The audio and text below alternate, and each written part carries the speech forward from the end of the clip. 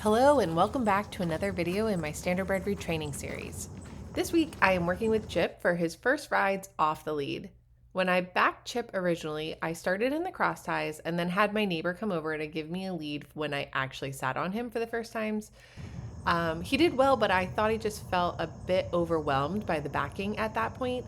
Plus, I wanted to focus on putting some weight on him, so I decided to dedicate a few weeks to groundwork and desensitizing and lunging and ponying before I got back on board.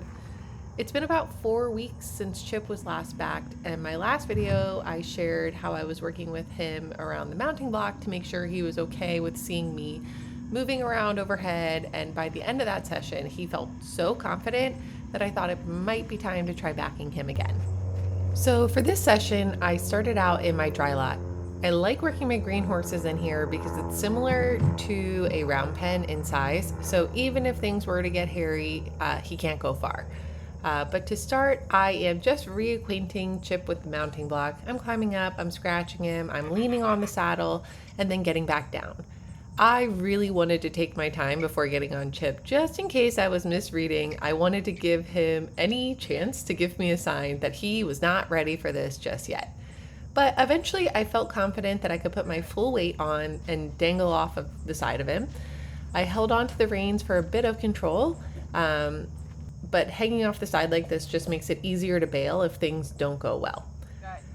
Chip took one step and I hopped off, but I could tell right away that he was not overwhelmed and he was cool with it. So I went ahead and did the same thing again. And this time when he stepped away, I used the reins to ask him to stop and stand until he felt like relaxed. And then I hopped off. Then I went and did this exact same thing again. And he was so completely unbothered, he didn't even take a step. The next thing I did was to try to put weight on his back while appearing over his head. Kind of felt like the Little Mermaid popping out of the water on the rock. And really, this didn't faze him at all, but I did repeat this a few times as well. And then I thought about swinging a leg over, but the first time I lifted my leg, he gave it a look. So before trying to mount again, I did quite a few quick repetitions of my leg lifts. So then once that felt confirmed and he was unbothered by pretty much every leg lift except for the initial one, I did swing a leg over, pausing to make sure he really was cool with me lifting that leg. And he was, so I hopped on board. He took a few uncertain steps initially, but then he kind of relaxed and felt good about me riding him. And he was so good at listening to my voice cues. And of course, he already knows how to steer from being a driving horse. So I was able to cue him to walk forward a few laps, and he really felt like he understood that. Then I dismounted, praised him, and went right back to the mounting block and mounted again. This time he felt even better, like he really understood what he was supposed to be doing. I walked around a bit more during the second ride, and he just felt so confident. And then another thing I noticed is a lot of Standardbreds take to riding really nicely, but they struggle to stand still initially when they're mounted. But Chip was pretty good about that already. And I don't think that's something that I necessarily worked all that hard with him on. So I was pleasantly surprised, really just across the board, about how quickly he seemed to pick up riding and how well he did even between that first mount and the second mount. So this is day 2 working with Chip in the dry lot. I actually did this on back-to-back days and in the same location. But even still, I never assume that my horse remembers what we worked on or is in the same headspace as our last ride. So I started at the beginning, just petting him from the mounting block before I move on to hanging off the side while holding the reins. Or I should have held the reins. I let them hang loose, so I had to hop off and do that again. Once I held the reins, he stood nicely, and this is where I felt like I could move a little bit faster. So I felt good about what he remembered and went ahead and just got all the way on. He felt really good, so I decided to just put my feet straight into the stirrups. I kind of wish I hadn't though. I don't ride in this saddle very often, but it fits Chip. But my stirrups were too short and I looked like a hunched up little ball the whole ride.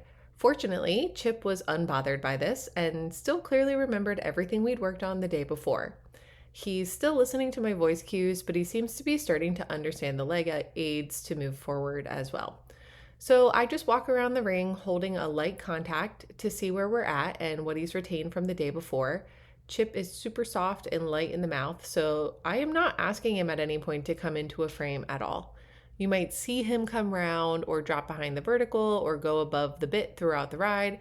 I'm really not concerned about any of that at this point. I'm just trying to make sure he goes, he stops, and he steers for now. I do love that he has a good forward walk, and when you're training a horse to go properly, it's more important to get that push from behind, and naturally, he seems to do a really good job of that, at least in the walk. And I think he'll get even better once he understands how to move forward off of the leg. It felt so good about him in the walk this session that I decided to ask for a trot, even with my tiny short stirrups that I hated. So I asked him to trot, and he was a bit unbalanced, and I think he ran through my half halt a bit, but in fairness to him, the dry lot is relatively small, and it can be hard to find your balance in there. So I changed directions, did it to the right, because that's where he had an easier time on the lunge, and that went a little bit better. But for my next rides, I'll be working in the big sand arena with Chip, and I'll give him some time to adjust to the new location, but then I'd like to start working on making him a bit more sensitive to the half halts and just start working on the trot. So if you like this video, be sure to give it a thumbs up, and if you want to follow along with Chip and see how he does in the big arena, be sure to subscribe and see how it goes. Thanks for watching.